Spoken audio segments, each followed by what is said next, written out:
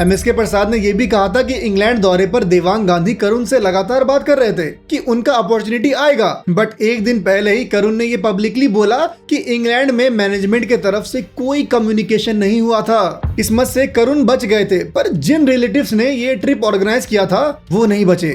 ये न्यूज 10 दिसंबर 2022 को आया था और उसी शाम 7:34 में करुण का ये ट्वीट, मतलब 300 रन बनाने के पूरे 3000 दिन बाद करुण नायर का इंडियन टेस्ट टीम में सिलेक्शन हुआ। 10 दिसंबर 2016 India versus England 4th test day 3। Alastair Cook जो इंग्लैंड के कैप्टन थे, उन्होंने एलबीडब्ल्यू की अपील का एक रिव्यू लिया मोइन अली के बॉल पे करुण नायर के अगेंस्ट। सैटरडे का दिन था, टाइम लगभग 12:50 के आसपास। उसी वक्त बैंगलोर के कोरामंगला में करुण की मां प्रेमा नायर स्कूल से वापस आई। वो एक टीचर है, तो जैसे ही वो घर में आई तब टीवी पर उसी रिव्यू का रिप्ले चल रहा था। बॉल बैट के करीब था तो ऑन फील्ड अंपायर को लगा होगा कि बॉल ने इनसाइड एज लिया है, इसी वजह से उन्होंने नॉट आउट दिया था। पर रिव्यू में सब कुछ करुण के अगेंस्ट था। राउंड द विकेट से किया हुआ बॉल बस इतना टर्न हुआ कि इनसाइड एज मिस हो गया, लेकिन लेग स्टंप नहीं। ये फिर से हो चुका था कि करुण की मां ने उसकी बैटिंग को लाइव देखा तो करुण आउट हो गया। और ये सुपरस्टिशन कि मैं करुण के लिए बैड लक हूँ, ये और पक्का हो गया। लेकिन करुण की मां प्रेमा नायर को क्यों लग रहा था कि वो अपने बेटे के लिए बैड लक है? अगला मैच जो चेन्नई में था, उसके लिए करुण अपने पेरेंट्स को स्टेडियम में इनवाइट कर रहे थे। तो इस मैच के बाद करुण नायर के लाइफ में क्या हुआ और इससे पहले उसके लाइफ में ऐसा क्या हुआ था जो उसकी माँ सुपरस्टिशियस हो गई थी? तो शुरू करते हैं करुण नायर के बचपन से। 6 दिसंबर 1991 को राजस्थान के जोधपुर में करुण नायर का जन्म हुआ।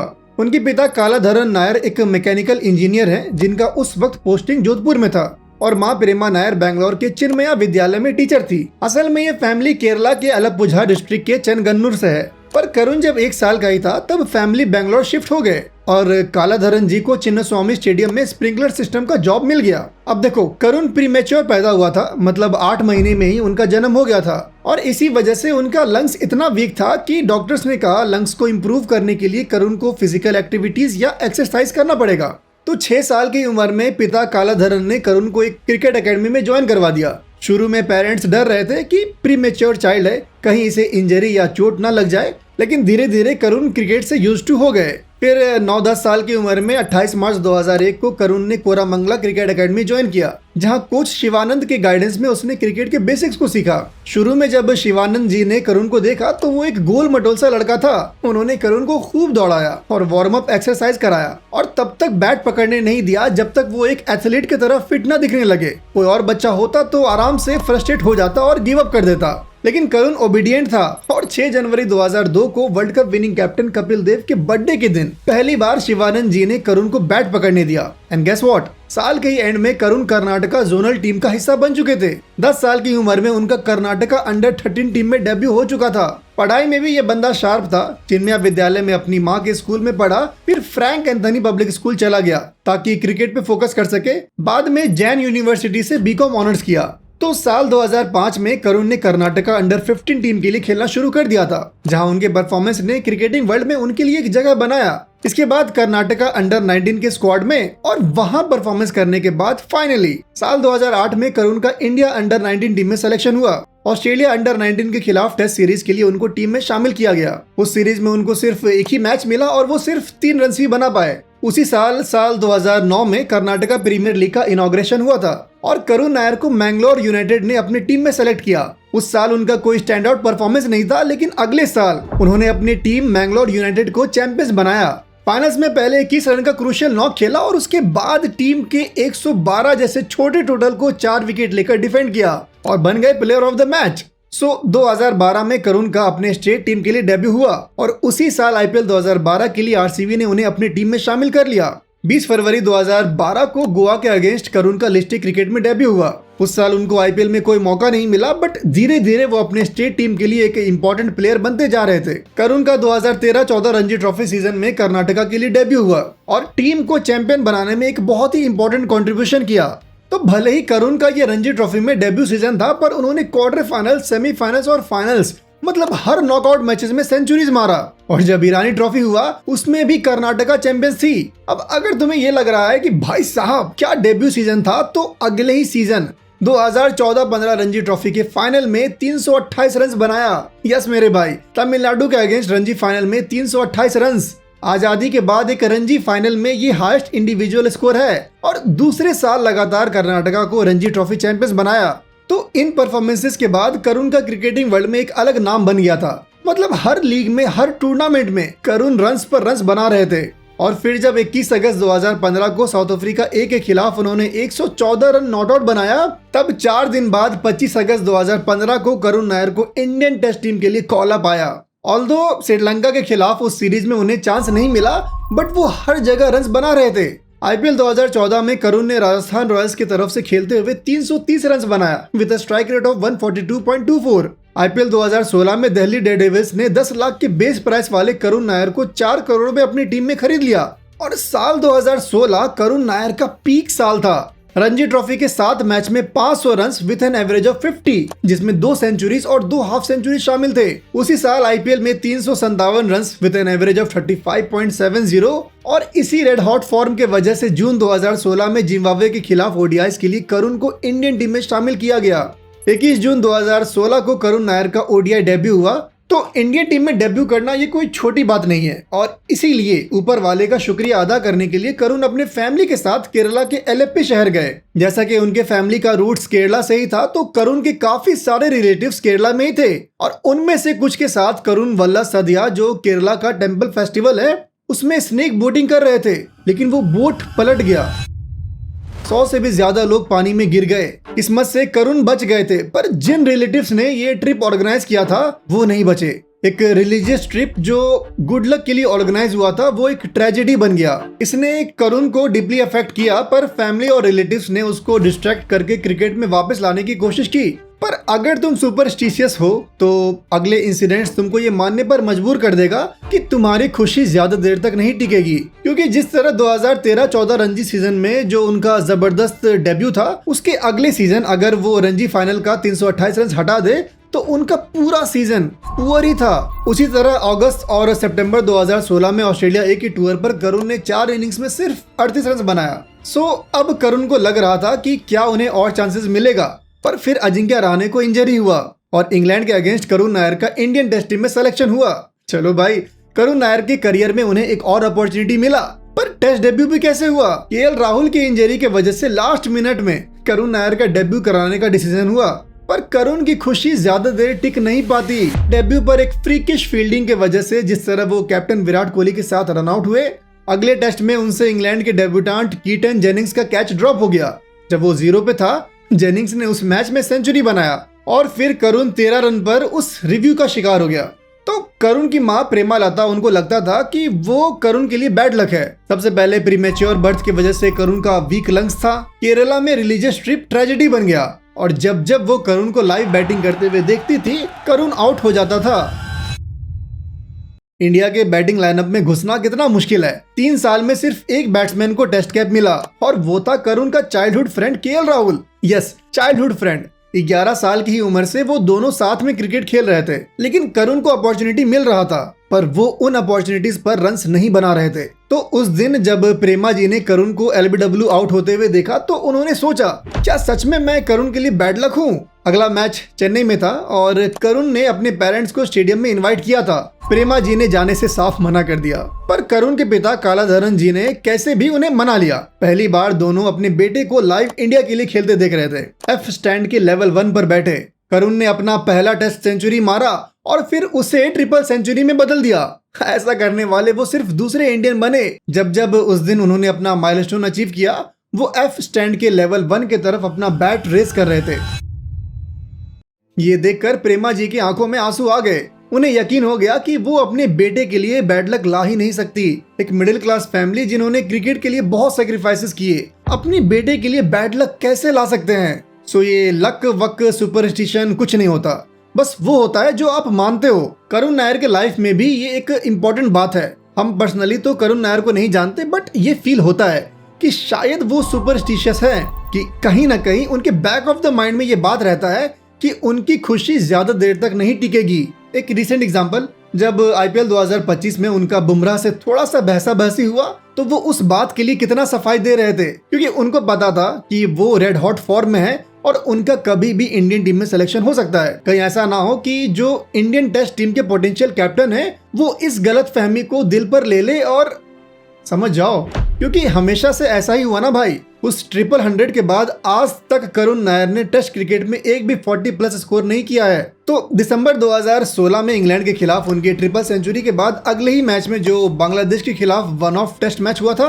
उसमें करुण नायर को ड्रॉप कर दिया गया। तो उस वक्त करुण नायर पहले ऐसे बैट्समैन थे जिसने एक ट्रिपल सेंचुरी मारा हो और बिना किसी इंजरी के अगले ही मैच में वो ड्रॉप कर दिए गए। दूसरे बैट्समैन जैसे एंडी सैंधवन कार एक्सीडेंट की वजह से, लेन ह्यूटन सर में इंजरी की वजह से, इंजमामुल हक हील में सर्जरी की वजह से ट्रिपल सेंचुरी के बाद अपने अगले टेस्ट मैच में नहीं खेल पाए। But Karun Nair was fit. तो एक वैलिड रीजन था कि अजिंक्य रहाणे अब रिकवर हो चुके थे और उनका टीम में जगह सेट था, राइट। और यही बात उस वक्त के कोच अनिल कुंबले ने भी कहा था कि ट्रिपल सेंचुरी आपको टीम में अजिंक्य रहाणे की जगह ऑटोमेटिक स्पॉट नहीं देगा। इसके बाद 2017 बॉर्डर गावस्कर ट्रॉफी में करुण को 3 मैचेस में मौका मिला, बट उनके बल्ले से रन्स नहीं आया। शायद वो सुपरस्टिशियस हो गए थे या यार उस रैंक टर्नर पिचेस पर हमारे प्राइम विराट भाई 5 इनिंग्स में सिर्फ 46 रन बना पाए थे। So pitches was difficult but Karun Nair was dropped. Sri Lanka के खिलाफ होम टेस्ट सीरीज के लिए उनको टीम से ड्रॉप कर दिया गया। उस सीजन करुण नायर को कर्नाटका के रणजी टीम का कैप्टन बनाया गया था, पर मेरे को रीजन नहीं पता। लेकिन इंडियन टीम में ड्रॉप होने के बाद करुण नायर के बल्ले से रन्स बन ही नहीं रहा था। वो बैट्समैन जो कभी एक सप्ताह में 30 से 40 घंटे बैटिंग करता था उससे रन्स नहीं बन रहा था। वो इंडियन टीम के साथ 2018 इंग्लैंड दौरे पर भी थे, लेकिन हनुमा विहारी जिनको एज ए रिप्लेसमेंट स्क्वाड में इंक्लूड किया गया था उसे डायरेक्टली प्लेइंग 11 का हिस्सा बना दिया गया था। उन 5 मैचेस में करुण बस बेंच ही गर्म कर रहे थे। इस सीरीज के बाद जो वेस्टइंडीज के खिलाफ होम टेस्ट सीरीज हुआ उसके लिए करुण नायर को टीम से ड्रॉप कर दिया गया। उस वक्त हर तरफ ये सवाल उठा कि बिना प्रॉपर मौका दिए आप करुण को कैसे ड्रॉप कर सकते हो। तो चीफ सेलेक्टर MSK प्रसाद ने ये क्लैरिफाई किया कि उन्होंने करुण से पर्सनली बात किया है और बताया है कि वो इंडियन टीम में कैसे सेलेक्ट हो सकते हैं, बस डोमेस्टिक सर्किट और इंडिया ए के लिए रन्स बनाते रहें। MSK प्रसाद ने यह भी कहा था कि इंग्लैंड दौरे पर देवांग गांधी करुण से लगातार बात कर रहे थे कि उनका अपॉर्चुनिटी आएगा। बट एक दिन पहले ही करुण ने ये पब्लिकली बोला कि इंग्लैंड में मैनेजमेंट के तरफ से कोई कम्युनिकेशन नहीं हुआ था। तो इंटरनली उस वक्त इंडियन टीम में क्या हो रहा था ये किसी को नहीं पता, लेकिन करुण के पास एक चांस था कि डोमेस्टिक क्रिकेट में बहुत सारे रन्स बनाए। और 2018-19 रणजी सीजन से पहले सभी की नजर करुण नायर पर थी, बट ये सीजन उनका बहुत पुअर गया। 5 मैच के 10 इनिंग्स में सिर्फ 224 रन्स। 2019 दुलीप ट्रॉफी और ईरानी कप में भी करुण स्टार्ट्स को बड़े स्कोर्स में कन्वर्ट नहीं कर पा रहे थे और इस बात को करुण ने एडमिट भी किया था कि वो स्टार्ट्स को ऐसे थ्रो नहीं कर सकते। बट साल दर साल उनका परफॉर्मेंस गिरता ही जा रहा था। बैंगलोर रणजी टीम की कप्तानी भी उनसे ले ली गई। सितंबर 2022 में उनको कर्नाटका के T20 टीम से ड्रॉप कर दिया गया और दिसंबर 2022 में पहली बार अपने फर्स्ट क्लास डेब्यू के बाद करुण को कर्नाटका रणजी ट्रॉफी स्क्वाड से परफॉर्मेंस की वजह से ड्रॉप किया गया, क्योंकि टीम फ्यूचर पे फोकस कर रही थी। मतलब वो अब IPL में फर्स्ट चॉइस पिक नहीं रहे और अपनी स्टेट टीम से भी जगह खो दिया था। ये न्यूज 10 दिसंबर 2022 को आया था और उसी शाम 7:34 में करुण का ये tweet, dear cricket give me one more chance. मतलब ये न्यूज इतना लेट आया था कि वो किसी और स्टेट में जाकर खेल भी नहीं सकते थे। बट नेक्स्ट सीजन के लिए करुण विदर्भा स्टेट की तरफ से खेलने चले गए। IPL 2023 में भी वो अनसोल्ड थे और जब KL राहुल इंजर्ड हुए उसके बाद लखनऊ सुपर जायंट्स ने उन्हें लेट रिप्लेसमेंट के तौर पर बुलाया, पर उन्हें एक भी मैच में खेलने का मौका नहीं मिला। 7 साल पहले बोट एक्सीडेंट में एक तरह का लक या डिवाइन इंटरवेंशन ने करुण की जान बचाई थी। अब उनको अपने क्रिकेट करियर के लिए एक और मिरेकल चाहिए था और वो मिला जब उनका फोन अनएक्सपेक्टेडली बजा और करुण को काउंटी क्रिकेट का ऑफर मिला। सैम वाइटमैन के ऑस्ट्रेलिया वापस जाने से नॉर्थहैम्पटन शायर के पास 2023 सीजन के आखिरी 3 मैचेस के लिए ओवरसीज स्पॉट खाली था। आउट ऑफ नोवेयर करुण को मौका मिला और उन्होंने इसे दोनों हाथों से ग्रैब किया। पहले ही मैच में उन्होंने नॉर्थहैम्प्टन के लिए 250 की टीम स्कोर में फाइटिंग 78 रन बनाया और दूसरे मैच में अपना पहला काउंटी चैंपियनशिप सेंचुरी बना डाला, जिसमें वो ट्रेडमार्क ग्रेस और क्लास दिखा जो हमेशा उनके बैटिंग में देखा गया था। कई सालों तक मेहनत और डोमेस्टिक क्रिकेट में गिरता फॉर्म, फिर कभी कभी उससे भी नीचे के लेवल पे मैचेस खेलने के बाद करुण का ये पहला काउंटी चैंपियनशिप 100 एक बड़ी राहत था। 31 साल की उम्र में शायद नेशनल कमबैक अब उनके लिए दूर था, पर रिकॉग्निशन नहीं। इसी कॉन्फिडेंस के साथ उन्होंने विदर्भा के लिए 2023-24 रणजी सीजन में परफॉर्म किया। सीजन के 10 मैच में 690 run with an average of 40.58। Vidarbha उस साल रणजी फाइनल्स तक भी पहुंचा, बट अनफॉर्चुनेटली वो जीत नहीं पाया। नेक्स्ट ईयर में फिर आईपीएल 2024 में करुण को किसी टीम ने भी नहीं खरीदा और उसी वक्त काउंटी क्रिकेट के लिए उनको वापस से बुलाया गया। सीजन के 11 इनिंग्स में उन्होंने 487 रन बनाया, जिसमें 202 रन नॉट आउट उनका बेस्ट था। तो करुण अभी भी इंडियन टेस्ट क्रिकेट में अपना कमबैक करने का सपना देख रहे थे और अब डोमेस्टिक क्रिकेट में जो उनका परफॉर्मेंस था उससे धीरे धीरे उनका कॉन्फिडेंस बढ़ रहा था। आईपीएल 2025 के लिए करुण को दिल्ली डेयरडेविल्स ने अपनी टीम में शामिल किया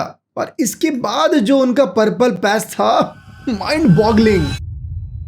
तो 2024 काउंटी क्रिकेट से आने के बाद बीसीसीआई ने दुलीप ट्रॉफी के लिए करुण नायर को वापस से इग्नोर किया। तब रॉबिन उथप्पा के पॉडकास्ट पर जब करुण से पूछा गया कि करुण तुम्हें नोटिस होने के लिए और क्या करना पड़ेगा, तो करुण ने कैजुअली कह दिया था कि अब लगता है मुझे हर मैच में सेंचुरी मारना पड़ेगा। और 2024-25 विजय हजारे ट्रॉफी में ऐसा ही हुआ। शुरू के 4 मैचेस में 4 सेंचुरीज, उन्होंने एक वर्ल्ड रिकॉर्ड बना डाला। लिस्ट ए क्रिकेट में बिना आउट हुए 542 रन।